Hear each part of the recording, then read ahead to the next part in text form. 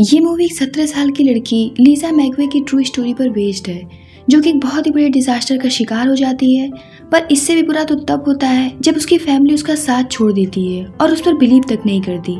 So hello everyone, मैं मोनिका और आज मैं एक्सप्लेन करने वाली हूँ बिलीव मी। मूवी की स्टार्टिंग फ्लोरिडा शहर से होती है, जहाँ हम एक छोटे से कैफे को देखते हैं जिसमें एक 17 साल की लड़की लीजा काम करती है।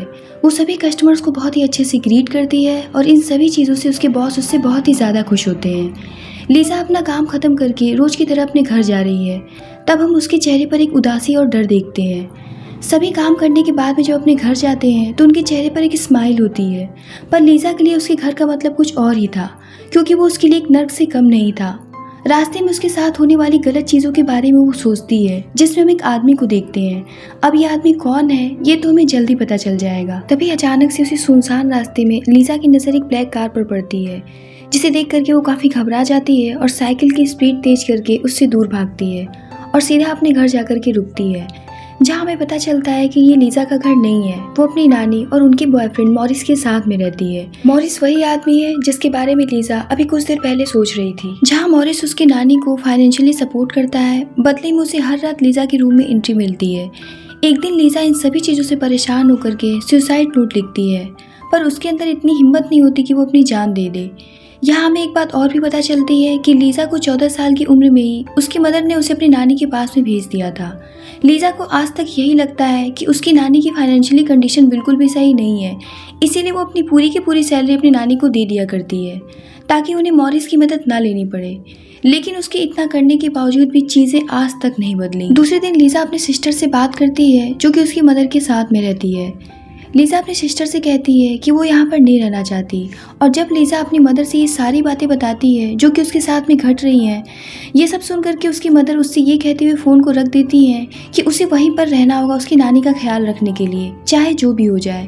अब यहाँ पर अब ये बात साफ हो जाता है कि लीजा की मदर को ये सब पहले से ही पता होता है, उसे लीजा की कोई भी फिक्र नहीं है। अब यहाँ पर लीजा की जिंदगी पूरी तरीके से एक नर्क बन चुकी थी, जिससे कि वो कभी भी बाहर नहीं आ सकती थी। पर उसे क्या पता था कि इससे भी बड़ा तूफान उसकी जिंदगी में दस्तक दे चुका है, जो कि उसे अंदर तक झकझोर कर रख देगा। और जब वो एक रात कैफे से घर आ रही होती है तो उसे रास्ते में वही ब्लैक कार दिखती है जिसे उसने पिछली रात देखा था, लेकिन इस बार वो कार उसका पीछा करने लगती है, जो कि आगे जाकर के एक जगह पर रुक जाती है। लीजा उस कार को देखते हुए साइकिल चला ही रही होती है कि एक आदमी उसे पीछे से पकड़ लेता है और वो उसे किडनैप कर लेता है। वो उसे उसी कार में ले जाकर के उसके साथ में बहुत ही गलत काम करता है, जिसके बाद में वो उसकी आंखों पर पट्टी बांध देता है ताकि वो उसका फेस ना देख सके। लीजा यहाँ पर बहुत ही ज़्यादा डर चुकी थी, क्योंकि वो नहीं जानती थी कि वो उसे अब कहाँ ले जा रहा है और उसके साथ में क्या करने वाला है। वो व्यक्ति उसे अपने साथ में शहर से दूर एक सुनसान अपार्टमेंट पे लेकर के जाता है, जहाँ वो उसके साथ में एक बार फिर से गलत करता है। अब यहाँ पर लीजा इतना तो समझ चुकी थी कि ये आदमी एक साइको है।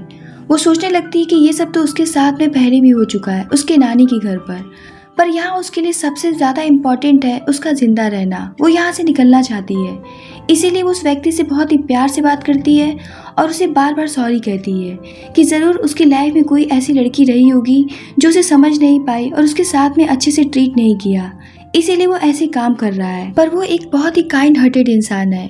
ये सब सुनकर वो व्यक्ति लीजा की बातों में आने लगता है और लीजा उसे मैनिपुलेट करने में कामयाब हो रही थी।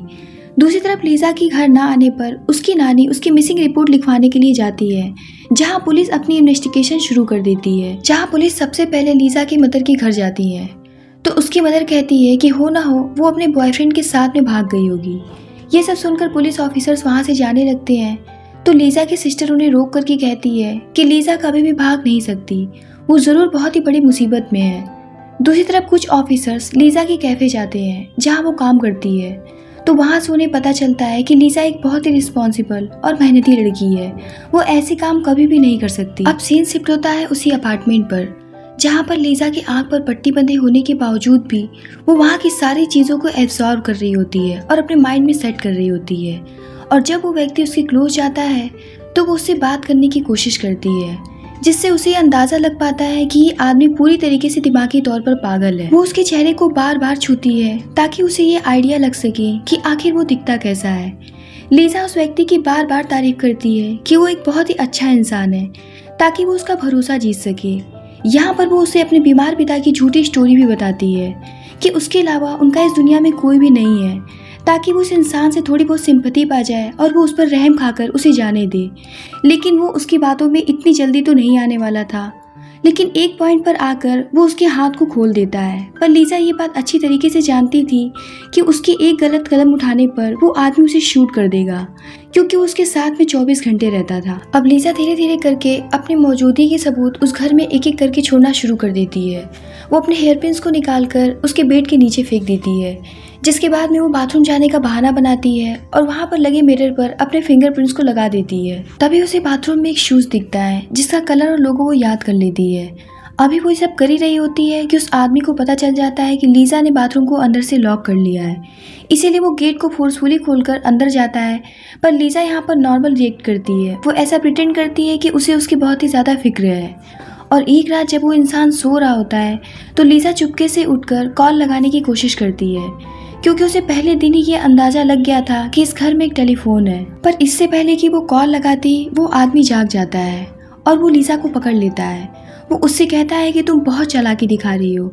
यहाँ पर वो आदमी बहुत ही ज़्यादा वायलेंट हो चुका था और अब वो लीजा को जान से मारने की कोशिश करता है। पर लीजा कहती है कि वो बस अपने बीमार पिता की तबीयत पूछना चाहती थी और वो उन्हें बताना चाहती थी कि वो खुश है और ठीक है। ये बोल करके लीजा काफ़ी इमोशनल हो जाती है और जिसे देख करके वो आदमी उसे सिंपैथी देने लगता है और शांत हो जाता है।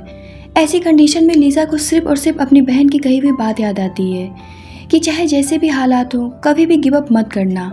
और एक दिन जब वो आदमी उसके क्लोज जाता है तो वो उससे कहती है कि अगर तुम मुझे छोड़ दोगे तो मैं किसी से कुछ भी नहीं बताऊंगी। मैं अपनी मर्जी से तुम्हारी गर्लफ्रेंड बन जाऊंगी। मैं कभी भी तुम्हें छोड़ करके नहीं जाऊंगी, तुम्हारा ख्याल रखूंगी, तुम्हारे साथ में रहूंगी।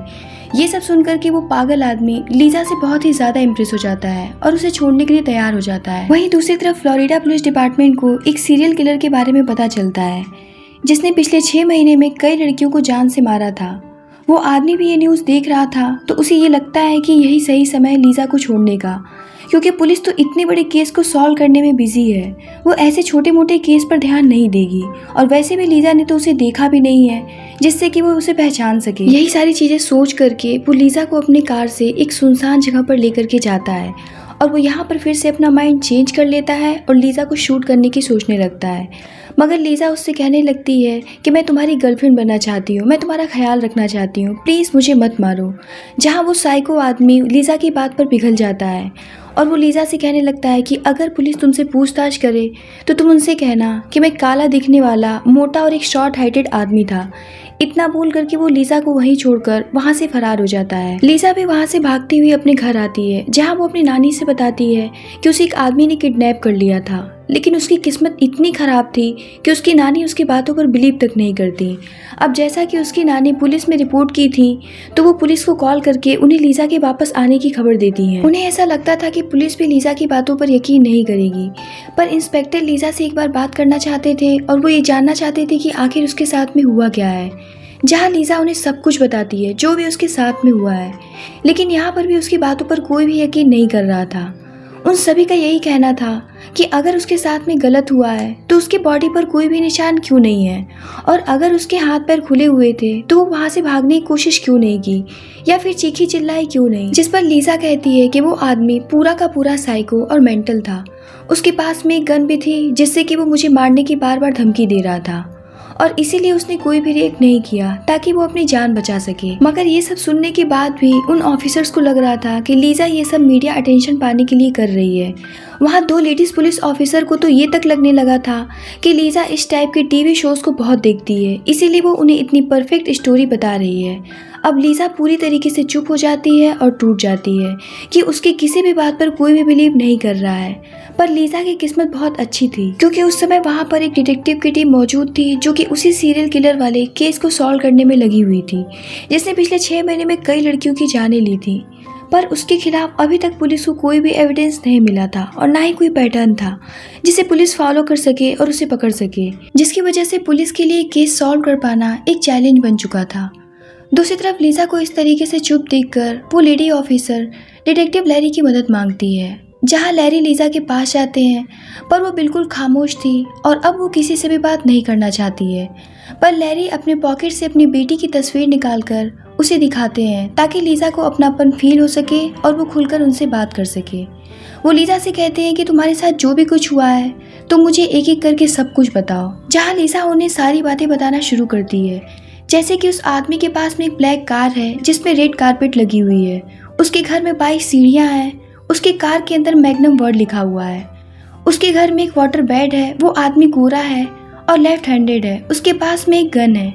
इतना कुछ सुन करके लैरी कंफर्म हो जाते हैं कि लीजा झूठ नहीं बोल रही है। वो फौरन लीजा के केस पर इन्वेस्टिगेशन चालू करने के लिए कहते हैं, पर जब हिप्नोसिस की बारी आती है तो परमिशन के लिए उसके घर पर कॉल किया जाता है, जहां मॉरिस उसका फादर बन के बात करता है और वो इस चीज़ के लिए साफ साफ इनकार कर देता है, जिस पर लैरी सोचने लगते हैं कि कैसा पिता है जिसे अपनी बेटी की कोई भी फिक्र नहीं है। वो लीजा से मॉरिस के बारे में पूछते हैं कि आखिर वो ऐसा क्यों है, जहां थक हार कर लीजा मॉरिस की सच्चाई भी लैरी को बता देती है। वो तुरंत उसकी नानी के घर जाते हैं और मॉरिस को भी अरेस्ट कर लिया जाता है। अब यहाँ पर लीजा के केस को पूरी टीम बहुत ही सीरियसली इन्वेस्टिगेट कर रही थी। लीजा के बताए गए सारे डिटेल्स लैरी के दिमाग में घूम रहे थे। वो सिर्फ एक ही बात सोच रहे थे कि कहीं किडनैपर वही सीरियल किलर तो नहीं है, क्योंकि सारे पॉइंट्स मैच कर रहे थे। इसीलिए वो कंफर्म करने के लिए लीजा के कपड़ों को फॉरेंसिक टेस्ट के लिए भेजते हैं और जब रिपोर्ट आता है तो वो कंफर्म हो जाते हैं कि ये वही किलर है, क्योंकि लीजा के कपड़ों से भी वही रेड थ्रेड मिलता है जो कि बाकी सारे विक्टिम से मिले थे। अब लैरी पूरी तरीके से श्योर हो चुके थे कि ये वही आदमी है जिसे वो इतने टाइम से ढूंढ रहे हैं। लैरी अब लीजा को लेकर के वहीं जाते हैं जहाँ वो किडनैपर लीजा को छोड़ करके गया था। लीजा लैरी की कार में बैठ जाती है और अपनी आंखें बंद करके वही सब रिपीट करती है जो उसने उस रात को फील किया था। लीजा उन्हें लेकर के गैस स्टेशन जाती है जहां उस आदमी ने गैस भरवाई थी, जिसके बाद में पुलिस उस गैस स्टेशन के कैमरे को चेक करती है जहां उनके हाथ में एक बहुत ही बड़ा सबूत लगता है। लीजा ने जैसी स्केच उस किडनैपर की बनवाई थी, उन्हें कैमरे में वही आदमी दिख जाता है। उस आदमी के पोस्टर्स बनवाए जाते हैं और जगह जगह पर लगवाए जाते हैं। पुलिस उसे ट्रैक भी करना शुरू कर देती है और जिसके कुछ टाइम बाद ही इत्तेफाकन एक पुलिस ऑफिसर को वो आदमी दिख जाता है। वो उसके पास जाते हैं और कहते हैं कि सर, हमारे पास एक चोरी की रिपोर्ट आई है और हमें आपकी कार की फ़ोटो लेनी पड़ेगी। वो कार के बहाने उस आदमी की फ़ोटो खींच लेते हैं और उसे जाने देते हैं। लीजा को फ़ोटो दिखाने के बाद में वो उस आदमी को पहचान जाती है और ये कंफर्म कर देती है कि ये वही किडनैपर है, जिसके फ़ौरन बाद पुलिस उस आदमी के घर पहुंच जाती है और उन्हें वहां पर 22 सीढ़ियां मिलती हैं और घर के अंदर जाने पर उन्हें लीजा के हेयर पिन्स और फिंगरप्रिंट्स भी मिलते हैं जो कि लीजा ने जानबूझ करके छोड़े थे। अब इतने सारे सबूत मिलने के बाद तो पुलिस उसे पागलों की तरह ढूंढना शुरू करती है, जो उन्हें फाइनली मिल जाता है, जो कि आराम से खुलेआम घूम रहा था। उसी वक्त बहुत सारी पुलिस उसे गन पॉइंट करके घेर लेती है और एक इतने बड़े मुजरिम को अरेस्ट कर लिया जाता है। ये सब होने के बाद में लैरी लीजा को ये खबर देते हैं, जिसके बाद में लीजा की बहादुरी के लिए सभी उसका क्लैपिंग के साथ में सलाम करते हैं। लीजा ने अपने साथ साथ उन लड़कियों को भी इंसाफ दिलाया था जो कि बेकसूर थी और उस सीरियल किलर को पकड़वाकर आगे होने वाले क्राइम्स को भी रोका था। वह लीजा अब अपने नानी के घर नहीं जाना चाहती क्योंकि वो एक नर्क था, इसीलिए लैरी उसके अंकल और आंटी को कांटेक्ट करके वहां पर बुलाते हैं। लीजा के साथ में इतना कुछ हो गया, वो इस हालत में थी। वो उन सभी चीज़ों के लिए लीजा से माफ़ी मांगते हैं। लीजा की आंटी उससे कहती हैं कि उन्हें इस बारे में कुछ भी नहीं पता था। वो अब लैरी से कहते हैं कि लीजा अब उनकी जिम्मेदारी है और वो उसका अच्छे से ख्याल रखेंगे। लीजा अपनी हेल्प के लिए लैरी को धन्यवाद कहती है और इस मोमेंट पर लैरी भी काफ़ी इमोशनल हो जाते हैं। कुछ समय के बाद में लीजा अपनी मदर को एक लेटर लिखती है कि मॉम, आप हमेशा से कहती थी कि मैं एक अच्छी लाइफ डिजर्व नहीं करती, पर आप गलत थी। वो उन्हें हमेशा के लिए गुड बाय लिख देती है। उसकी मॉम को ये रियलाइज़ होता है कि उन्होंने लीजा के साथ में कितना गलत किया है। अब लीजा के पास में उसकी फैमिली थी, जिस फैमिली और प्यार के लिए वो हमेशा तरसा करती थी। आज वो सब कुछ उसके पास में था, उसे एक अच्छी लाइफ मिली। मूवी के लास्ट सीन में हमें दिखाया जाता है कि वो आदमी जिसका नाम बॉबी था, उसे मौत की सज़ा सुनाई गई और कुछ सालों के बाद में हम लीजा को देखते हैं जो कि एक पुलिस ऑफिसर बन गई है। लीजा एक बहुत ही ब्रेव लड़की थी जिसने फाइट बैक किया। वो लास्ट तक नहीं हारी, लड़ती रही। वो आखिरी में अपने साथ साथ बहुत सारी लड़कियों को इंसाफ दिलाई। इतना सब कुछ सहन करने के बाद भी वो दूसरों की हेल्प के लिए आज भी तैयार है। और इसी के साथ में इस मूवी की यहीं पर एंडिंग होती है।